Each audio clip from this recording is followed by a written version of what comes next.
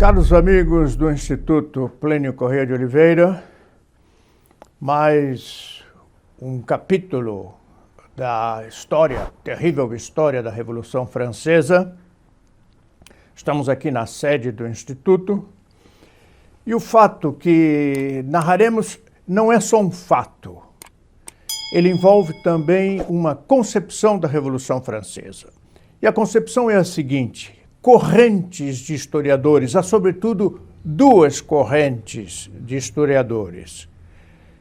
Quando eles narram a Revolução Francesa, as causas da Revolução Francesa, o desenrolar e as consequências da Revolução Francesa, uma escola diz que ela foi um movimento espontâneo. Foi feito pelo povo. Isto eu aprendi na escola também. O povo cansado de contribuir com tantos impostos para as festas infindas organizadas pelo rei e pela nobreza, o povo que já passava fome se revoltou. Depôs o rei e apoiou aqueles que proclamaram a República.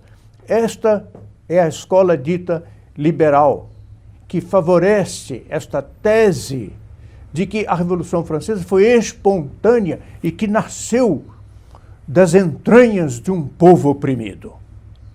Ora, ao estudar os fatos da Revolução Francesa, e nós já vimos aqui aspectos importantes neste sentido, nós vemos que ela foi planejada, que ela seguiu um curso de realização muito bem pensado.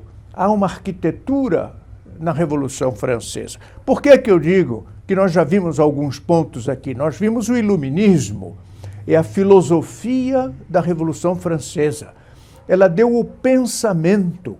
Esse pensamento atuou como hoje atuam os partidos políticos, convencendo gradativamente partes da população em toda a escala social de que a monarquia era má e o regime monárquico antiquado tinha que ser mudado. Esta foi uma filosofia que durante anos ela serviu de preparação à Revolução Francesa. Como é que ela serviu a essa preparação? Organizando os clubes. Nós vimos o que eram os clubes. Eram grupos de intelectuais que se reuniam na corte, no clero, que se reuniam nas cidades, entre os artesãos, entre os burgueses, professores, estavam nas universidades, no campo. Eram clubes que iam esparramando a ideia de que era preciso mudar. Ora, então nós temos uma filosofia e nós temos um trabalho. Estes clubes tinham o nome também de Sociedade de Pensamentos. Sociedade de Pensamento. Traziam um pensamento novo para o povo francês que estava insatisfeito com o regime político que há tantos séculos vinha governando a França e que dera à França um esplendor inigualável entre as nações europeias. Ora, a realidade foi que houve uma preparação. Há um episódio narrado por um historiador francês, François Gruyer. Ele era membro do Instituto de França. O Instituto de França congrega os melhores historiadores. E François Gruyer, ele foi próximo do rei Luís Filipe. Quem foi o rei Luís Filipe? Luís XVI, o rei legítimo, foi deposto, depois de passar por grandes humilhações, e foi guilhotinado em janeiro de 1793. Depois do reinado de Luís XVI, foi proclamada a República. A República, ela não durou muito. Logo, ela foi substituída por um como que rei, mas que se proclamou imperador, que era Napoleão, mas que estava a serviço das ideias republicanas. Ele era um revolucionário. Quando Napoleão caiu, depois da Batalha de Waterloo, em 1815, houve a restauração da monarquia, sendo reis os membros da família real. 2 irmãos do rei Luís XVI, do rei morto na guilhotina, 2 irmãos subiram ao trono. Foi Luís XVIII e Carlos X. Luís XVIII morreu em 1824 e Carlos X subiu ao trono e foi deposto por uma nova revolução em 1830. E então subiu um rei ilegítimo. Ele era membro colateral da família real, ele era primo dos reis, o rei Luís Felipe, mas muito revolucionário. O seu pai tinha ajudado a revolução, o seu pai era riquíssimo e ele pagava aquela turba multa, entre aspas, que demonstrava nas ruas, que invadia os palácios, que saqueava o comércio em Paris. Era gente financiada por ele, não só por ele. Muitos vinham do exterior, vinham da Bélgica, vinham da Inglaterra e da Alemanha, como que fantasiados de revolucionários, agitando Paris e pondo fogo nos subúrbios de Paris, no centro de Paris, em outras cidades também, como Lyon e Marsella, naqueles dias da Revolução. Luís Felipe, futuro rei, que subiu, eu repito, em 1830, Luís Felipe era filho deste revolucionário, também chamado Felipe, com o nome, com o apelido de Igualdade. Felipe Igualdade, porque ele era contra o rei, ele votou a morte do rei, sendo primo do rei. Ele era deputado na época, e quando o rei foi julgado pela Assembleia, ele votou a morte de seu primo. De tal modo foi um escândalo que quando ele chegou em casa, depois da sessão do voto, decidindo sobre a vida do rei, ele quis abraçar a sua esposa, como fazia todos os dias, e ela se negou, ela se recuou, enojada que ela estava com a atitude que ele tinha tomado, sendo ele da casa real, primo do rei, e votado a morte do rei. Bom, seu filho, Luís Felipe, era revolucionário também.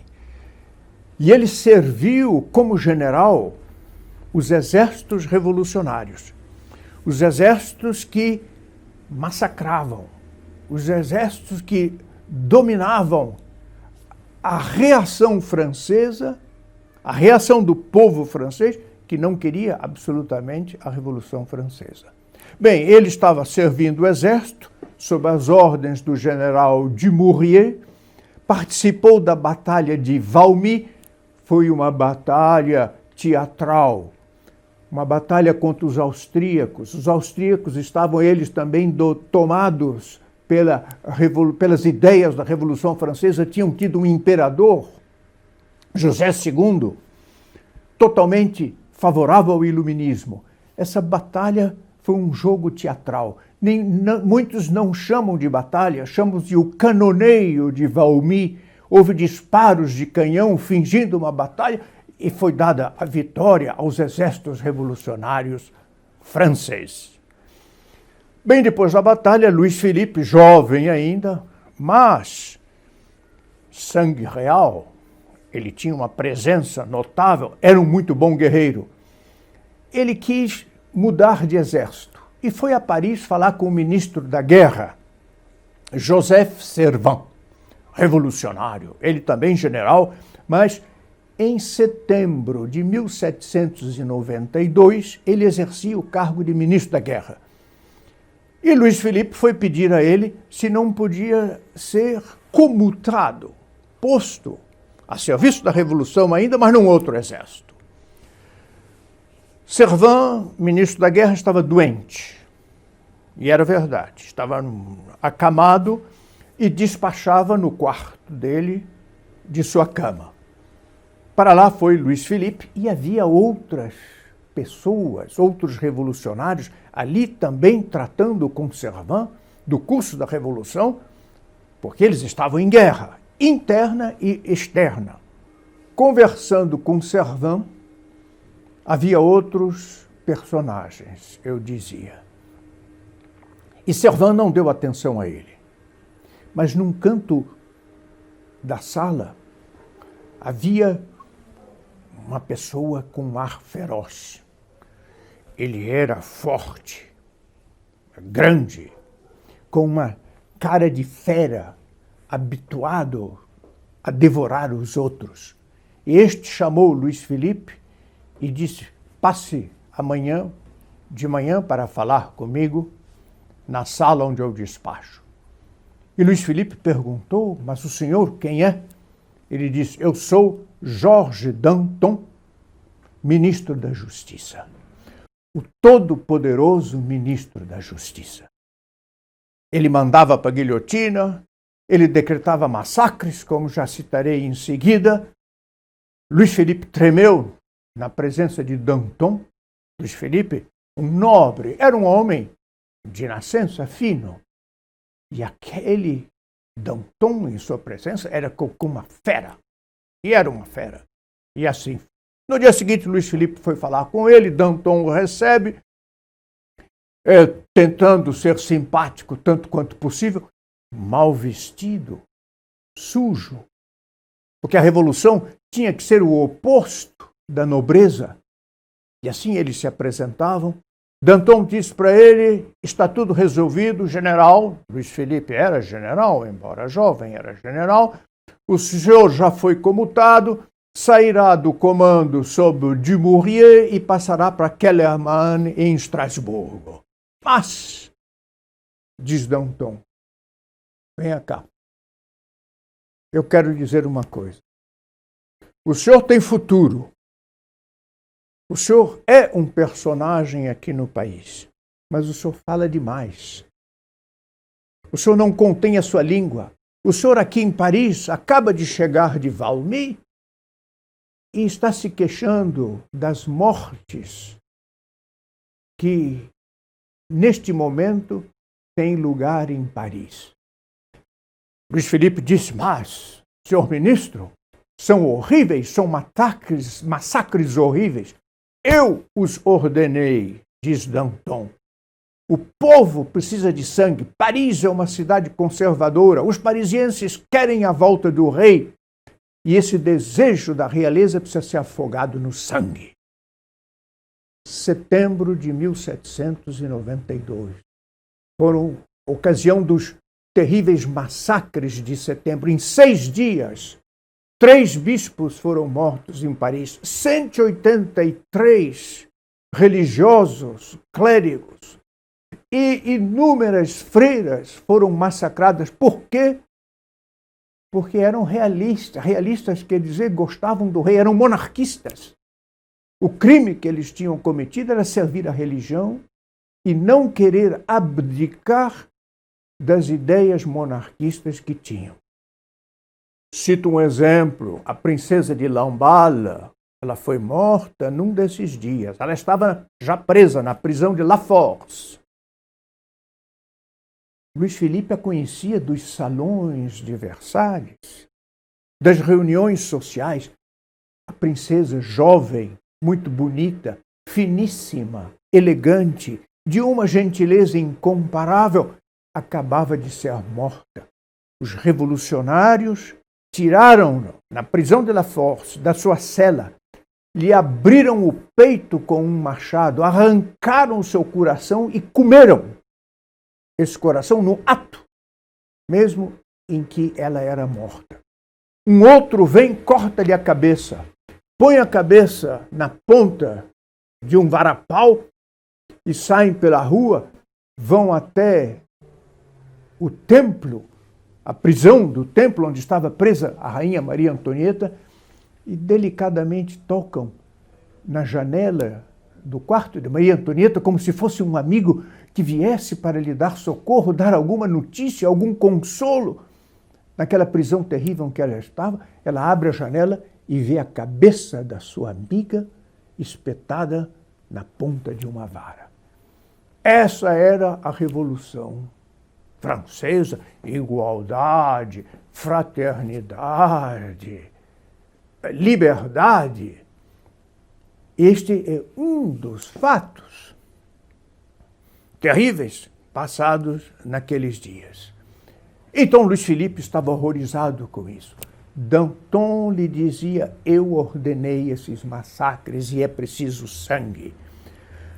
A atual república vai durar pouco. De fato, a república não tinha ainda sido proclamada. Ela seria proclamada 2, 3 meses mais tarde. Mas o rei não tinha mais poder nenhum. O rei estava completamente aniquilado em matéria de governo, em matéria de mando. Voltará a monarquia, disse Danton. Essa república é débil. Ela vai cair. Eu tento sustentá-la com os massacres, porque o povo atemorizado, ele recua. Danton era ministro da Justiça, uma espécie de STF daquela época. Ele tinha nas mãos a lei. O povo queria voltar à monarquia, assim como aqui no Brasil, o povo nas ruas quer voltar à decência, à ordem. Mas o nosso STF impede esta volta à ordem e à decência, a um sistema não corrupto. O povo de Paris queria novamente trabalhar o sossego, mas Danton não queria. Como o nosso STF continua impedindo com que as invasões de terra se prossigam, que os índios manipulados pela esquerda continuem a ameaçar os legítimos proprietários. Bem, Danton lhe disse: a monarquia voltará. Ela será restabelecida, mas não será mais uma monarquia como ela é hoje, ou como ela foi até pouco, sob Luís XVI. Talvez o senhor, Luís Felipe, seja o rei. Prepare-se. Não faça política. Nós fazemos a política. Cuide da guerra. A política que nós fazemos será recusada pelo povo francês, que já está com saudades da velha família real que durante séculos governou este país. É possível que o senhor volte. Prepare-se. Danton diz: é tudo o que eu tinha que lhe dizer, o senhor pode sair, volte, assuma a sua posição nas forças de Kellermann, do general Kellermann, em Estrasburgo. Quando Luís Felipe dá meia volta, se despede, está saindo, Danton diz: atenção, eu lhe dou um conselho. Paris é uma cidade desprotegida. Paris está muito ao norte da França, perto das fronteiras inimigas. É preciso fortificar Paris. E se o senhor um dia for coroado rei, lembre-se disto: fortifique Paris. 40 anos depois, este jovem Luís Felipe foi coroado rei, cumprindo a profecia de Danton. Profecia, um plano, uma arquitetura, e ele mandou fortificar Paris. Portanto, a escola liberal, que diz que a Revolução Francesa foi um movimento espontâneo, é muito difícil de ser aceita esta tese quando nós contemplamos um dos exemplos, este exemplo, da conversa de Danton com Luís Felipe, projetando aquilo que se realizaria num espaço de quase meio século adiante. A volta da monarquia sob a coroa, sob o cetro de Luís Felipe.